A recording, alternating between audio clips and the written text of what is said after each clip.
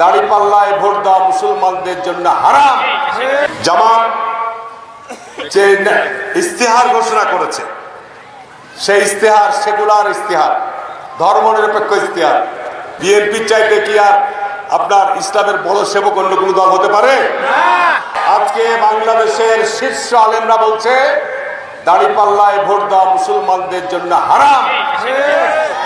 এটা কোনো ইসলামী দল নয়, একেবারে পরিষ্কার কথা, আমার কথা নয়।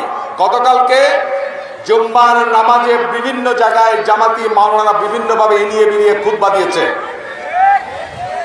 এবং জাতীয় মসজিদের খতিব গতকালকে ঢাকায় বাইতুল মোকাররম জামে মসজিদে ইমাম সাহেব খুতবা দিয়েছেন। আমার কাছে তার ভিডিও আছে। উনি কি বলেছেন? শরিয়া আইনকে না বলায় জামাত কোনো মুসলমান